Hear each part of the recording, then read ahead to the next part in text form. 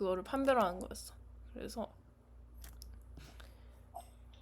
컨트롤러부터 구현을 해볼게. 일단은 컨트롤러에 뭐가 있어야 되냐면, 자, 이 어노테이션을 붙여줘야 돼. 일단은 원래는 이렇게 붙거든. 근데 이 컨트롤러 어노테이션 자체는 무슨 역할을 하냐? 일단 이 컴포넌트, 요 클래스를 빈으로 등록을 합니다. 이해가 되죠? 네. 자, 여기 컴포넌트 어노테이션이 딱 붙은 걸 보면은, 아, 요 컨트롤러 어노테이션 붙이면은 얘가 자동으로 빈으로 등록이 되구나. 그걸 알 수 있고. 근데 그리고 이제 스프링에서 요 클라에서 요청이 왔을 때 저 URL로 요청이 오잖아. 그러니까 어떤 URL 이 URL이 왔을 때 어떻게 처리를 해야 되지? 하면은 이 우리가 생성한 컨트롤러들을 순회를 합니다. 그러면서 이제 그 맞는 요청을 찾아가지고 그 로직을 수행해서 값을 반환해 주는 거거든요. 그렇기 때문에 이 클래스는 컨트롤러구나 이렇게 명시해주는 어노테이션이라고 이해를 하면 됩니다. 근데 왜 레스트 컨트롤러 얘랑 얘의 차이가 뭔가요? 그거는 딱 눌러보면은 자 전체적으로 봤을 때 어떤 차이가 있냐? 일단 이렇게 컨트롤러가 붙어 있고 리스폰스 바디가 딱 붙죠. 뭐냐면 이제 좀 보여주고 싶은데 저보다 설명을 잘한 글들이 많기 때문에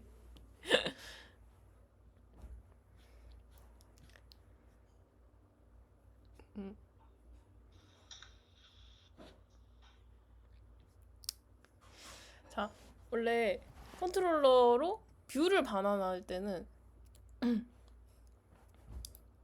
뷰를 반환할 때가 있고 그리고 데이터를 반환할 때가 있어. 그런데 보통은 우리가 이 대소고에서 개발을 하겠다, 서버 개발을 하겠다 그러면은 데이터를 반환합니다. 즉 이 데이터를 클라한테 반환하기 위해서는 리스폰스 바디라는 어노테이션을 활용해야 되는데 이거를 통해서 우리는 그 앱에서는 제이슨 형태로 데이터를 반환해요. 제이슨이 뭐냐? 자, 우리 이런 형태 많이 봤죠. 이렇게 키가 있고 값이 있고 이런 식으로 나오는 거를 제이슨이라고 해요. 그래서 이 제이슨 형태로 앱이랑 웹에서 반환을 받습니다. 그러니까 제이슨 형태로 데이터를 반환해야 되잖아요. 그 반환하기 위해서 리스폰스 바디가 필요한 거야. 즉 레스트 컨트롤러를 쓰는 이유는 데이터를 반환하기 위해서인 거죠. 이해가 되나요? 네. 네. 여기 보면 확연한 차이가 보이죠? 요게 딱 붙어있는 걸 볼 수 있으니까 그 차이가 있고 그래서 우리는 레스트 컨트롤러를 쓸 거다. 그냥 뷰를 반환하는 것보다 데이터를 반환해야 되기 때문에 자 그리고 다른 건 나중에 붙입시다. 그래 또 붙일 게 있어. 아니야 좀 이따 할게. 자 일단은 데이터 생성부터 해봅시다. 포스트 맵핑 해가지고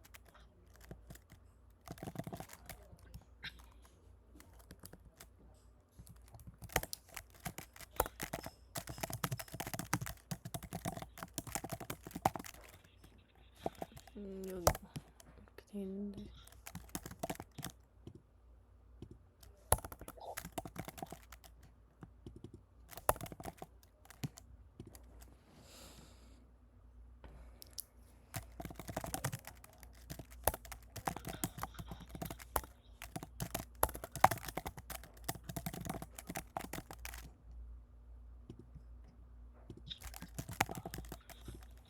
자 이렇게 딱 적었어. 내가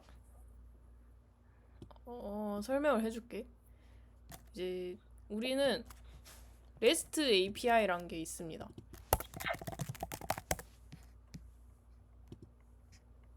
REST API란 뭐냐? 내가 방금 이제 설명해줬던 것처럼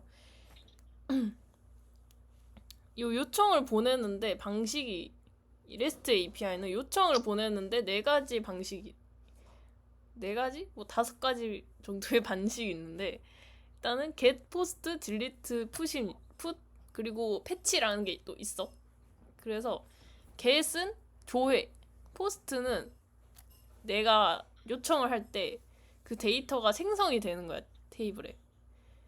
즉, save 문을 쓰면은 이제 포스트를 날리는 거다라고 보면 되고, delete는 즉 그 데이터를 삭제할 때 날리는 거고, 풋이나 패치는 데이터가 수정될 때 날리는 그 요청 방식이고, 그리고 URL을 통해 가지고 이 서버한테 요청하는 거를 REST API라고 합니다. 이 요청을 받았을 때 JSON 형식으로 반환한다. 여기까지가 이제 딱 REST API고, 그래가지고 우리는 그러면 데이터를 생성하잖아요. 그렇기 때문에 포스트 매핑을 사용합니다. 그리고 이제 요거는 URL인 거죠. 이렇게 쓸게요.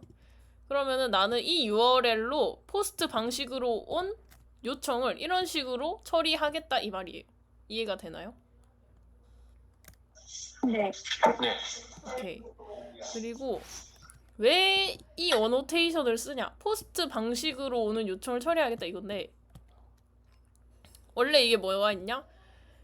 리퀘스트 매핑을 씁니다 원래. 그래서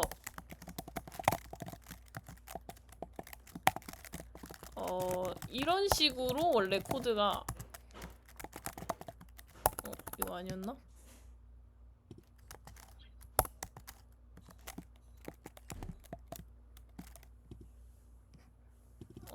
뭐 있는데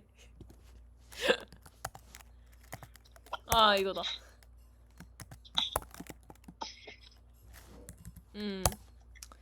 이제 원래 이런 식으로 포스트 매핑을 처리했습니다. 그럼 뭐야?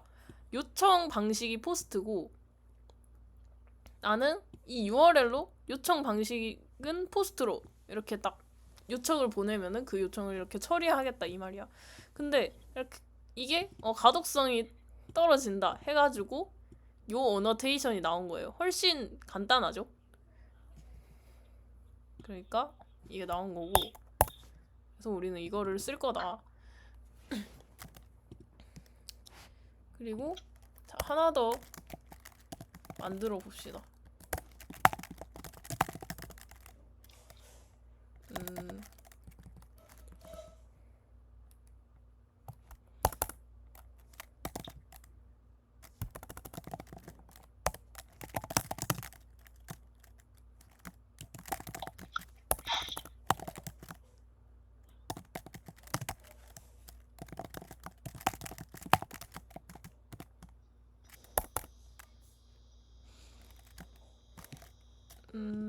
그리고 이건 팁인데 요게 같아도 이제 요 방식이 다르잖아요. URL이 같아도 방식이 다르면은 이렇게 정의를 해줄 수가 있습니다. 원래 안 될 것 같잖아. 똑같은 URL이면 안 될 것 같은데 이 매핑 방식이 다르면은 같은 URL을 설정을 해줄 수가 있다. 왜 이런 식으로 하느냐? 또 세긴 하는데 URL 규칙이란 게 있어요. 그래가지고 이거는 한번 읽어봤으면 좋겠는데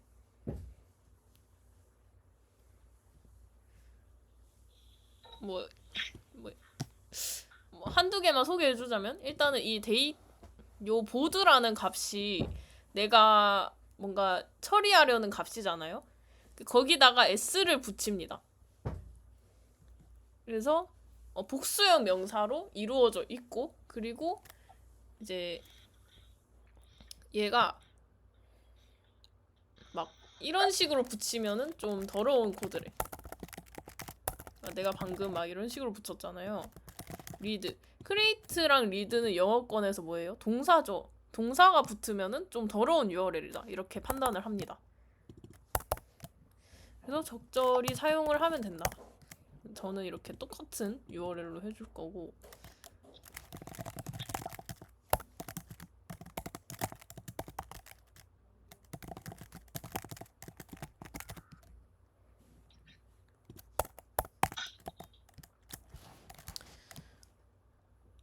그러면 get 매핑도 똑같죠.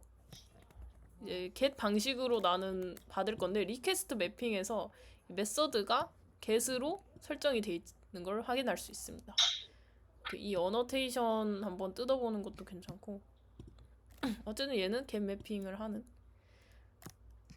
get 매핑으로 보드스 URL 딱 왔을 때 이렇게 처리를 하겠다 이 뜻이에요.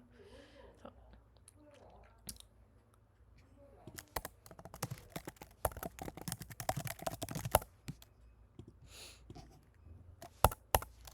그리고 하나 더 여기에서 수정할 만한 게 있습니다. 뭐냐? 여기 보면 중복되는 부분이 있죠.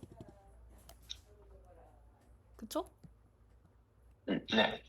네, 이 부분을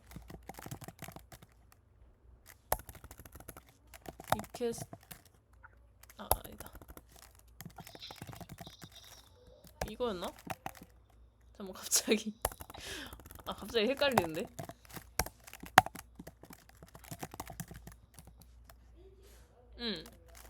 이렇게 리퀘스트 매핑으로 딱 묶어주고 이걸 딱 지워주잖아요. 그러면은 보드스의 포스트구나, 보드스의 게시구나 이렇게 얘가 다 인식을 합니다. 그러니까 요 안에 있는 URL은 내가 만약에 이렇게 했어.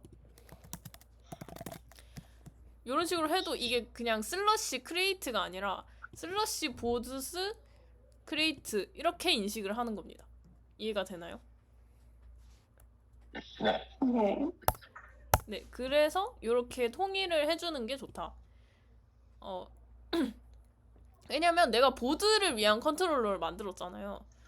그럼 보통은 이 보드스로 앞 부분이 통일이 될 거야. 그렇게 보드라는 데이터를 처리하기 때문에. 그렇기 때문에 이렇게 딱 묶어주는 게 좋다. 자, 그 다음에 우리가 뭘 할 거냐면은 일단은 요 부분을 만들어 봅시다.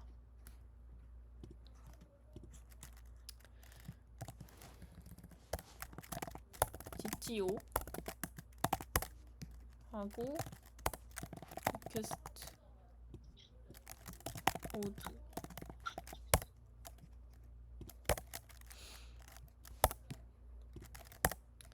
자, 이 두 개는 GTO입니다. 저번에 설명을 했듯이 GTO를 왜 쓰냐? 엔티티 객체는 그 값 그대로 유지가 돼야 돼요. 그래서 이렇게 서비스에서 받아오고 요거를 반환하고 받는 이 과정에서는 DTO를 사용합니다. 그럼으로써 이제 값이 고유하게 유지가 되는 거고, 여기 적혀 있는 거 보면은 자, 저번에 제가 설명한 것처럼 스프링에 영속성 컨텍스트라게 있는데 이 엔티티의 값이 변경이 되면은 DB 값도 변경이 돼버려요. 그러니까 잘못 건드리면은 큰일 나는 존재인 거죠. 그렇기 때문에 DTO로 받아가지고 뭔가 처리를 함으로써 안정성을 확보하는 겁니다. 그래서 우리는 보드 어릭 큐부터 만들어 볼게요. 이거는 리퀘스트 DTO죠. 그럼 내가 얘는 보드 값을 생성할 때 받는 거니까 나는 지금 이 아이디는 오토 인크리먼트 기억나나요? 님들아? 네. 네, 오토 인크리먼트 그 자동으로 내가 넣어주지 않아도 이 그 MySQL에서 자동으로 인식해가지고 넣어준다 했기 때문에 얘는 안 받아도 될 거고, 나머지 제목이랑 내용은 내가 클라이언트로부터 요청을 받아야겠죠. 그러니까 타이틀 그리고 딱 받으면 되고,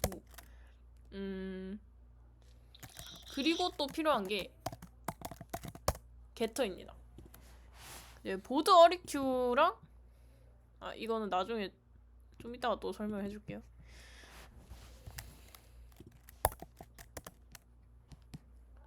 어리큐 했고 이제 보드 리스폰스를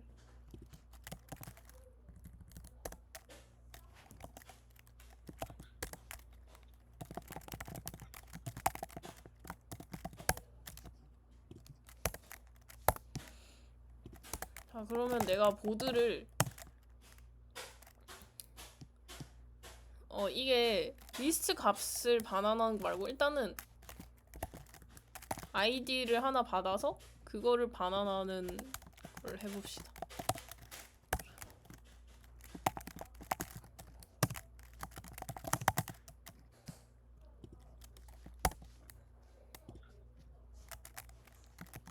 영 아이디 그러니까 내가 아이디를 통해서 이 보드 값을 반환을 해야 되는 상황이에요. 그러면은 아이디 빼고 다 필요하겠지. 왜냐면 클라는 지금 아이디는 알고 있는데 요 보드의 제목이랑 내용은 아예 모르고 있는 거잖아요. 그러니까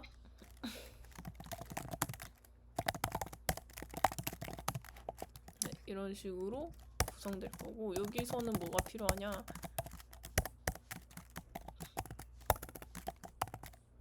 네, 이렇게 세 개가 필요합니다. 그러면은 자, 요거 두 개를 놓고 내가 요 DTO를 비교를 해볼게요. 얘는 지금 요청받는 DTO입니다. 그리고 이 친구는 응답을 해서 그 값을 던져주기 위한 DTO예요. 그러면 얘네 둘의 지금 차이가 뭐가 있냐? 요 어노테이션의 차이가 있죠? 인정? 자, 왜 이 둘이 얘는 게터밖에 없는데 왜 얘는 빌더랑 빌더랑 얘가 필요해요? 라고 물어본다면은 일단 이 친구 같은 경우에는 내가 이 친구를 생성할 일은 없습니다. 코드 안에서. 왜냐 이거는 요청을 받는 DTO잖아요. 그러면은 내가 서비스 안에서 요 DTO를 생성할 일이 있을까요?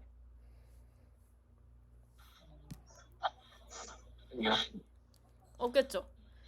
왜냐 이거는 요청을 받는 거기 때문에 내 안에서 만들 필요는 없는 거야. 그런데 요 보드 그 응답하는 DTO의 경우에는 요 게터도 있지만 일단 빌더랑 all urges constructor를 사용했습니다. 왜냐 일단 빌더를 정의하려면 요게 무조건 얘네는 세트예요. 그러니까 얘 혼자는 있어도 이렇게는 있어도 돼요. 근데 내가 빌더를 쓰고 싶어. 이거는 안 된다는 거야. 이렇게 둘 다 있어야지 빌더를 사용할 수가 있고 그리고 이 빌더 어쨌든 간에 all urges constructor는 이 객체를 생성하기 위한 거잖아요. 그쵸? 네. 근데 그리고 빌더를 쓰는 이유는 그거에 대한 가독성을 높이고 어쨌든 장점이 있으니까 이 빌더를 쓰는 거죠. 객체를 생성할 때. 그러니까 근데 나는 이 보드 응답 객체를 서비스 안에서 만들 일이 있습니다. 왜냐? 응답을 해야 되니까 값을 던져줘야 되잖아요. 여기 보면 아직 메소드가 정의되진 않았지만 리턴을 쓰는 걸 봐서는 값을 던져주는 걸로 보이죠? 얘는 보이드로. 네. 그러니까 이제 그렇기 때문에 이 객체를 생성해야 되기 때문에 이 두 개가 더 필요한 거죠. 어노테이션. 그러니까 내가 왜 이 어노테이션을 써야 되는지 이거를 파악하고 계시면은 훨씬 더 뭔가 재밌는 코딩이 됩니다. 그냥 아무 생각 없이 선배님들이 항상 이렇게 썼으니까 나도 이렇게 그냥 복붙해서 써야겠다 이게 아니라 왜 이게 이렇게 됐는지 생각해보고 그리고 가끔 가다가 내가 다른 뭐 세터가 갑자기 필요할 수도 있어. 근데 그런 거에 대해서 개의치는 마세요. 그냥 필요할 때 쓰면 된다. 근데 보통은 요거 세 개가 필요하니까 이렇게 딱 정의를 하는 겁니다. 이런 식으로. 얘도 게터만 쓰면 되니까 보통은. 네, 그렇고 게터가 필요한 이유는 알죠? 네. 네. 네, 저번에 설명을 드렸으니까 알 거고.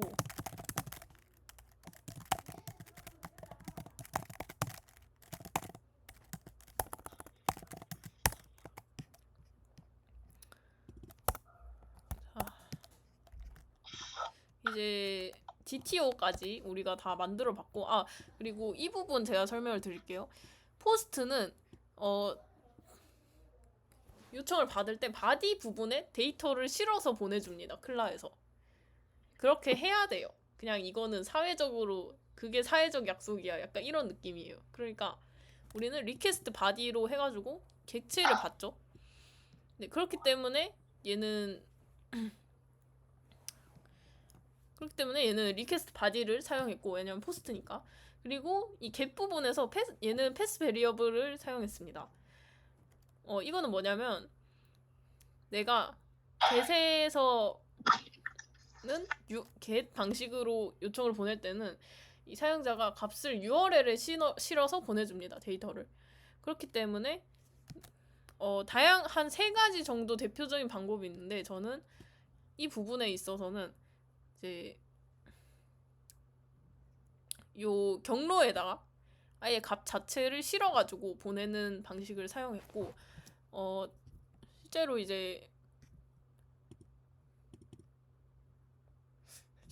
자, 이거 보이죠? 이거랑 똑같은 거예요.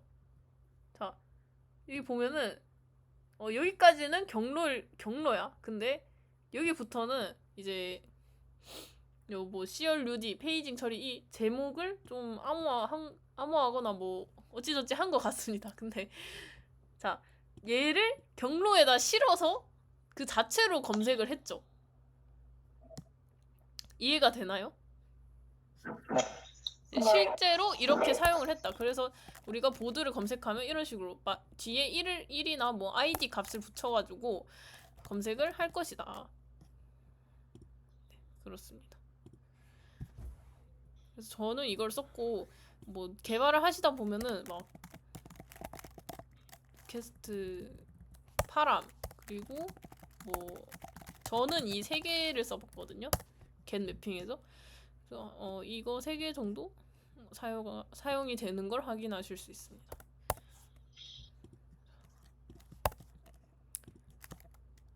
이거는 단축키 팁인데, 커맨드랑 지우기 딱 누르면은 한 줄 그냥 다 지워집니다.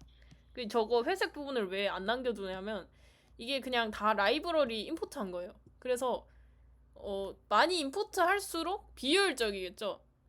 그렇기 때문에 이제 최대한 그거 뭐 불러오는 거를 줄여야지 메모리적으로도 이제 효율이 좋으니까 저거는 다 지워놓는 게 좋고. 그리고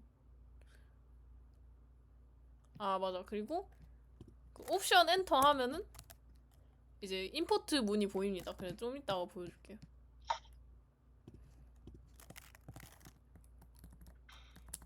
이제 서비스 단을 만들 건데,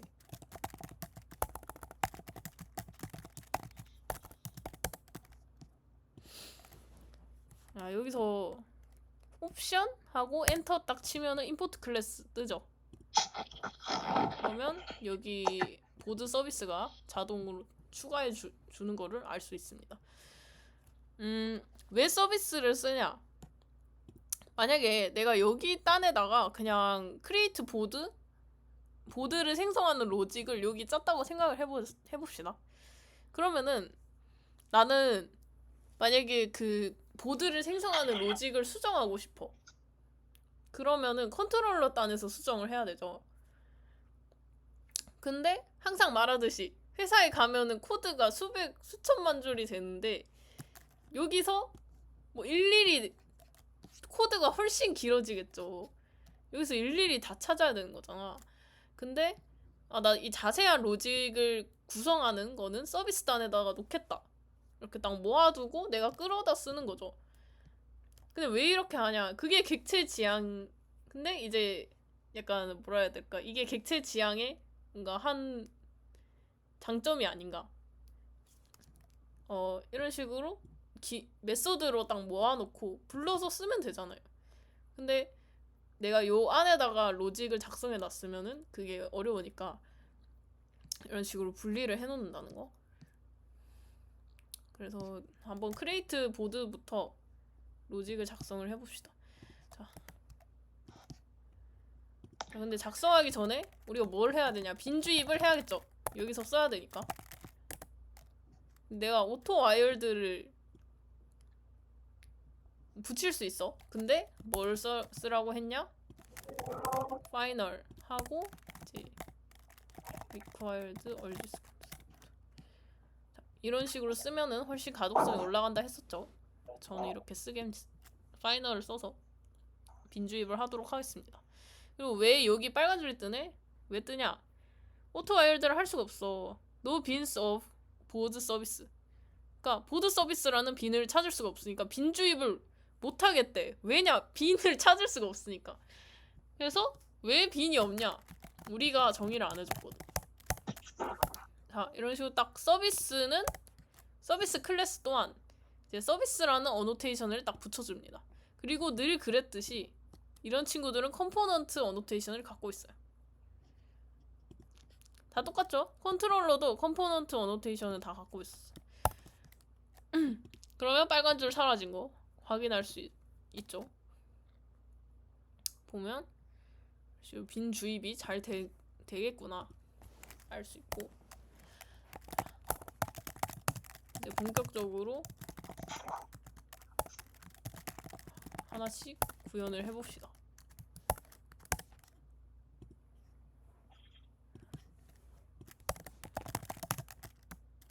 보드 위드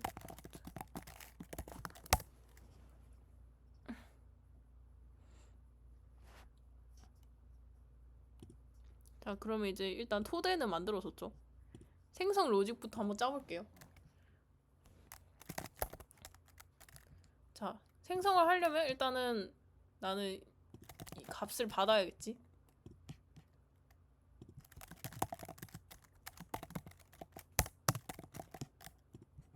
자, 요 값을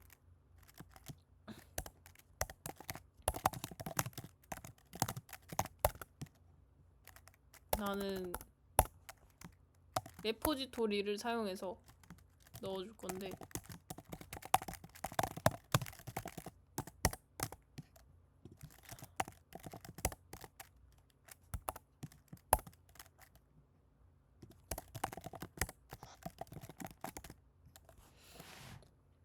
지금 레포지토리가 없죠. 하나 만들어 줍시다.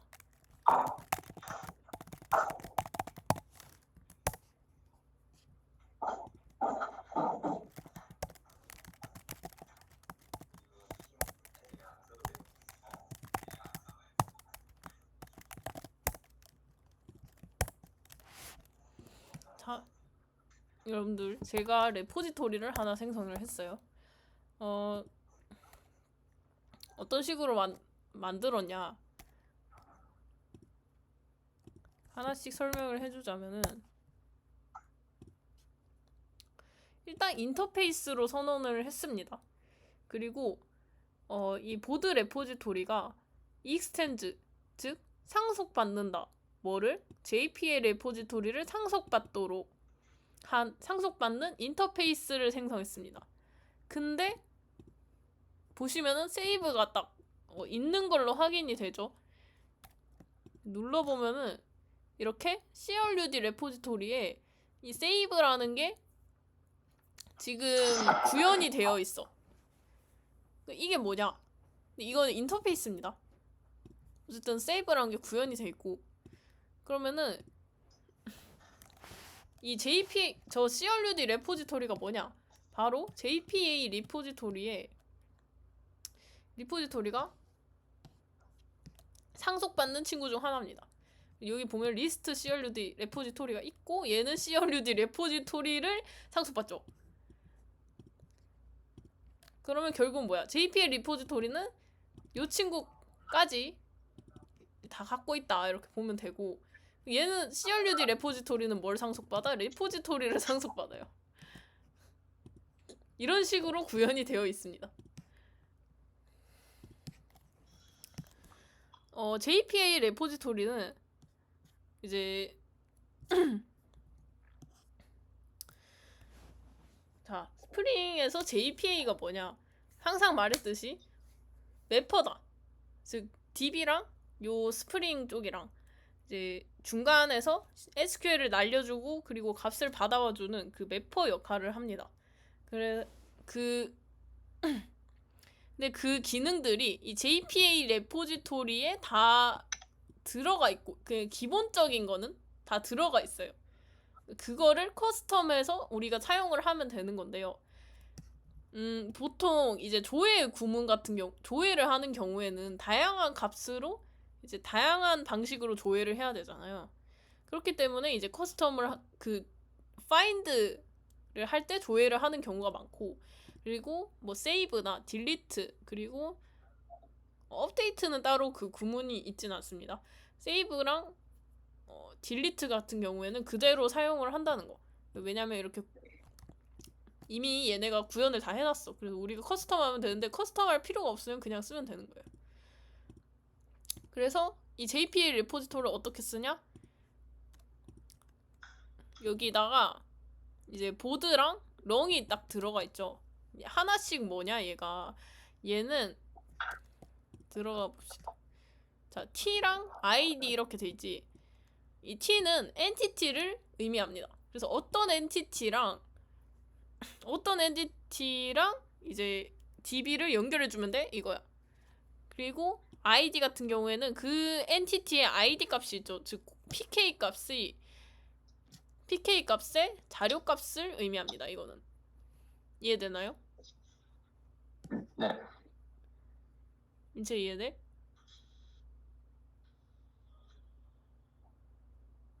인체야? 네. 이해가 돼? 네. 오케이. 그래서 우리는 이 레포지토리를 쓴다. 그리고 이것 또한 나는 빈 주입을 해줄 것이다.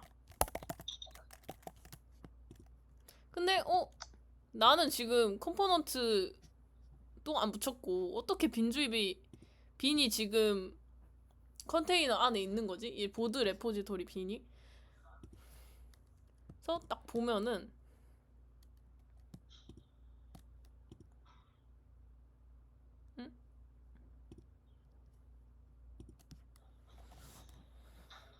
보여주고 싶은데 어디 가요 뭐지?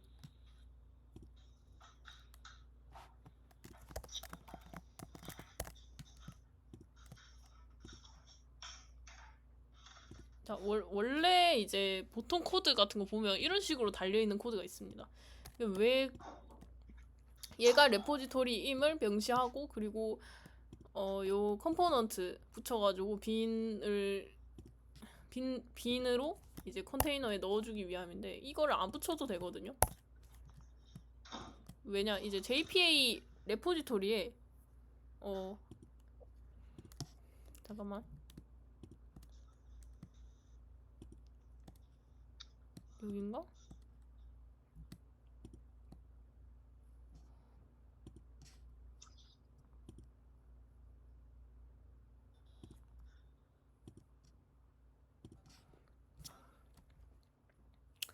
JPA 레포지토리에 이런 게 붙어 있습니다.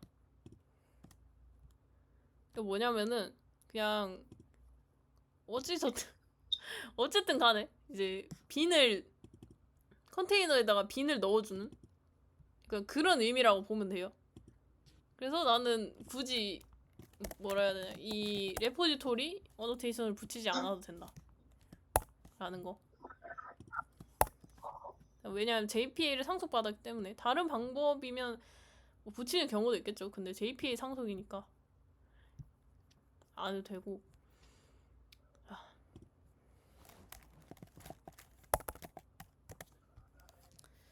그러면 나는 이제 생성, 자 세이브 지금 메소드는 지금 구해놨고, 그러면 나 지금 여기 값만 넘겨주면 되는데 지금 문제가 있어. 왜 빨간 줄이 뜰까 하니까 요거는 지금 엔티티가 아니잖아요. 얘는 그냥 요청 했을 뿐입니다, 우리한테. 그렇기 때문에 이제 to 엔티티를 만들어줘야 돼요. 어떻게 하면 되냐? 자, 매퍼 그 이제 이거 to 엔티티 만들 때 매퍼를 따로 클래스를 만들어가지고 하는 경우도 있고, 그냥 이 GTO 안에다가 만드는 경우가 있습니다. 근데 이거는 약간 팀원과의 조율 규칙인 거예요. 그래서 그 프로젝트를 나는 사실 이제 장단점이 있어요. 매퍼의 경우에는 코드가 훨씬 깔끔해지고, DTO는 DTO 즉 진짜 대체하는 이 객체라는, 그러니까 가변 객체라는 그런 역할만 딱 할 수 있는 거죠. 근데 사실 매퍼를 만들어 버리면 결합도가 올라갑니다. 그러니까 훨씬 많은 이런 식으로 매퍼를 받게 되거든요. 그러면 훨씬 많은 결합도를 가지게 돼요. 그래서 이제 저는 안 쓰는 걸 좋아하는데, 그거는 여러분이 프로젝트를 할 때 팀원이랑 상의를 해야 되는 부분이다.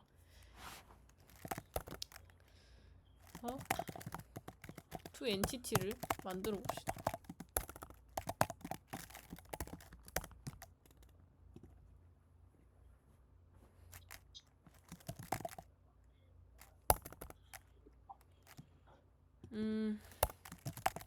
자, 보드 엔티티 객체를 반환해야 될 거고,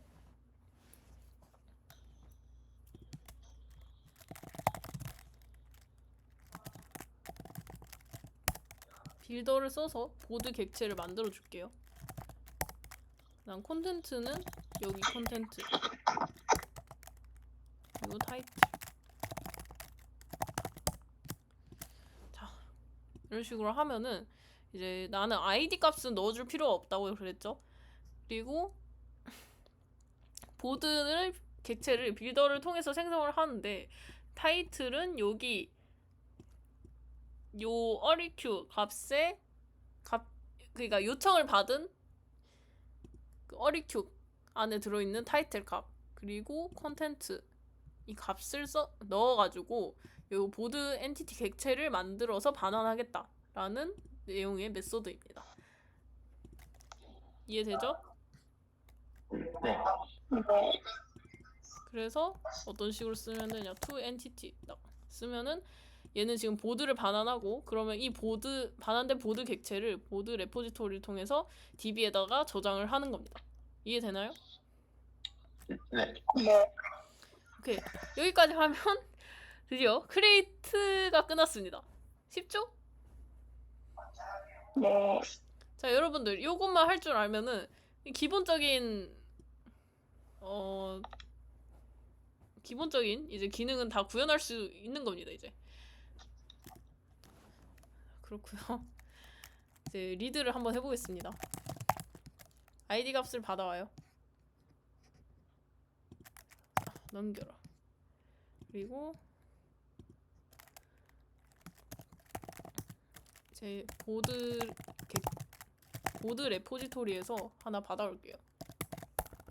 find by ID. 그래서 ID를 받아옵니다. 그러면 빨간 줄이 떠요. 왜냐? 옵셔널이래. 이런 식으로 해야 된대요. 왜 옵셔널 이런 식으로 자료형이 설정되어 있다고 뜹니다. 가볼까요? 여기 옵셔널에 감싸가지고 지금 엔티티 객체를 반환한다 이렇게 구현이 돼 있거든요. 이 부분을 그냥 이 엔티티 객체를 반환하도록 커스텀 할 수도 있습니다. 어떤 식으로 되냐?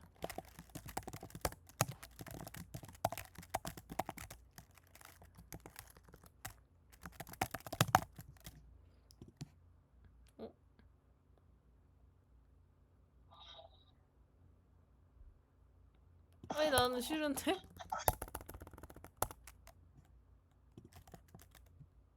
아 네. 자 이런 식으로 내가 뭐 지정 이 칼럼이랑 똑같은 값을 넣어두고 메소드 이름은 좀 다르게 해야 돼요. 근데 어쨌든 간에 난 아이디로 조회해가지고 그냥 보드 엔티티를 반환하는 메소드를 커스텀할 수 있는데 근데 그러지 말고 이제 이 옵셔널이 왜 쓰이냐 요 보드 값이 널일 수 있잖아요. 아이디를 넘겨줬는데 내가 뭐 100을 넘겨줬어. 근데 그 100 값이 100 값, 그 100이라는 PK를 가진 데이터가 없을 수 있잖아요. 그런 경우에는 DB에서 너를 그냥 던져버립니다. 그렇게 되면은 이제 사실 코딩할 때 널이란 값은 되게 위험한 값이거든요. 그래서 이 옵셔널로 상자처럼 감싸주는 겁니다. 요 옵셔널을 쓰게 되면은 그냥 이렇게 쓰려고 하잖아? 딱 노란 줄이 뜨죠? 아, 이게 좀 불편한데. 뭐라고 뜨냐? 자, without is present check. 그러니까 나 지금 존재하는지 확인 없이 이렇게 개 쓰는 거 좀 불편하다. 이렇게 반응을 하는 걸 보면은 옵셔널의 역할을 알 수가 있겠죠. 그러니까 쓰는 방법이 뭐 이런 식으로 is present 해서 막 뭐 이렇게 구현할 수도 있고 막 이렇게 구현을 할 수도 있고요. 근데 보통 선배들 코드 보면은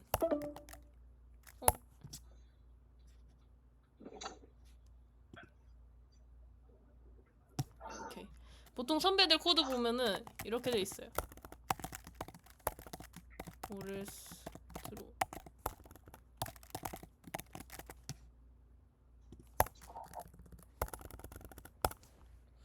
자, 이 코드는 뭡니까?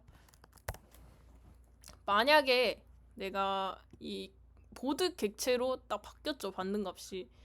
그래서 얘는 뭐냐, 여기까지는 지금 엔티티 객체를 생성했어. 여기까지는 이제 딱 엔티티 객체인데 옵셔널로 감싸져 있는 엔티티 객체인데요. 그 객체 값에 오렐스 스트로우를 붙인 겁니다. 그래서 자,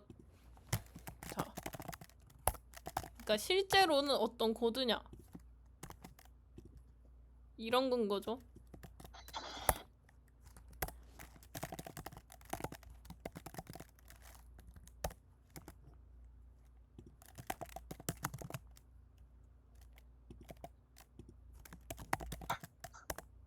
네, 이겁니다. 근데 이거를 이 코드를 방금처럼 합체를 시켜버린 거예요. 왜 이렇게 하냐? 이 오렐스 스트로우가 무슨 뜻이냐면 만약에 널일 값이야. 그러면은 스트로우 해라. 던져라 이 말이야. 뭘 던지냐? 서버에서는 익셉션 처리라는 걸 해줘야 됩니다.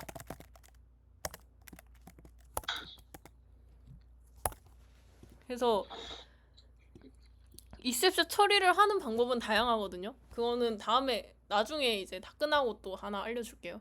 그런데 그걸 하는 방법은 다양한데 내 방식을 알려줄게. 근데 이런 식으로 처리를 한다. 그래가지고 뭐 이렇게 이거는 란다식이고 어쨌든 간에 이런 식으로 이 익셉션을 던져주는 거죠. 널 값일 때 뭐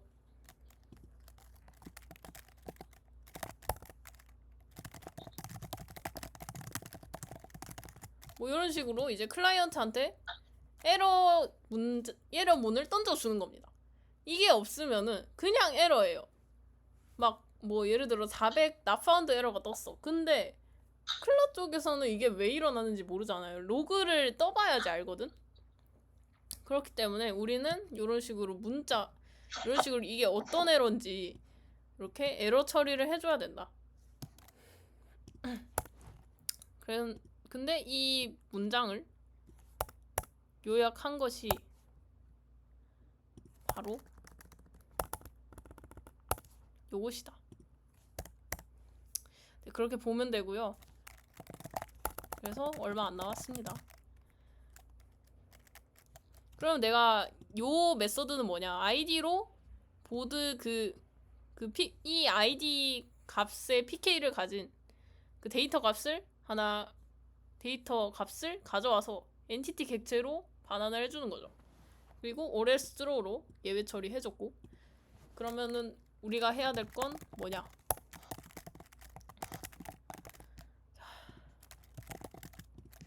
요거만 하면 끝입니다. 오브라는 메소드를 만들어 줄 거예요.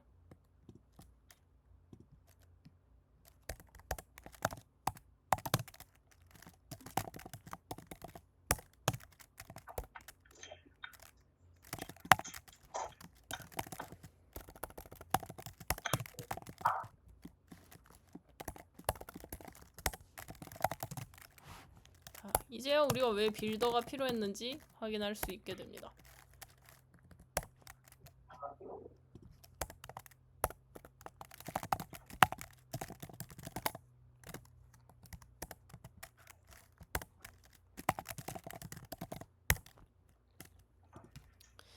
네, 왜 빌더를 사용해야 했느냐? 이 객체를 생성해서 반환해야 되기 때문이죠. 그리고 요 메서드를 설명해주면, 이 오브라는 메서드는 보통 요 객체들을 이 엔티티 값들을 받아가지고 이 리스폰스 값으로 대체를 해줍니다. 그래서 오브라고 쓰고, 보통 모든 그 리스폰스에 들어있는 이런 엔티티 값으로 객체를 만들어주는 애를 오브라고 이름을 붙여줍니다. 그리고 이런 식으로 이제 빌더를 통해서 이 보드 엔티티 값을 내 값을 이제 하나하나씩 넣어주죠. 컨텐트랑 타이틀 값을 넣어주고 얘를 보드 리스폰스 엔티티로 바꿔줍니다. 그런데 하나 더 하는 거는 스태틱을 해줘요. 왜냐? 이 스태틱이 없다고 칩시다. 그럼 나는 이렇게 해야 돼.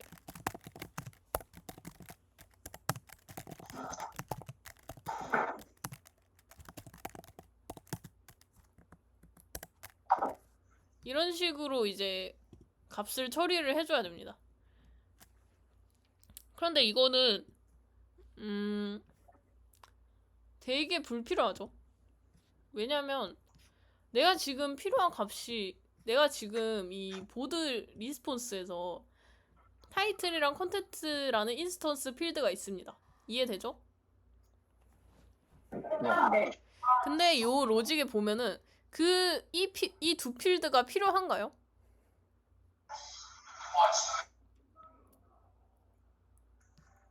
요 두 값이 요 로직에서 쓰이나요? 아니요. 그쵸? 아니에요. 쓰이지 않습니다. 그렇기 때문에 저는 굳이 요 객체를 생성할 필요 없이 얘를 스태틱으로 만들어주는 거죠. 그럼 어떻게 돼요? 이렇게 클래스 이름으로 바로 불러올 수 있게 됩니다. 이해되나요? 네. 오케이. 그래서 스태틱으로 설정을 하는 거고, 내가 그러면 toEntity는 왜 스태틱이 아닌가요? 보면은 이거는 쓰입니다. 요 인스턴스 필드가 쓰이기 때문에 스태틱이 될 수가 없습니다. 그런 차이가 있어요.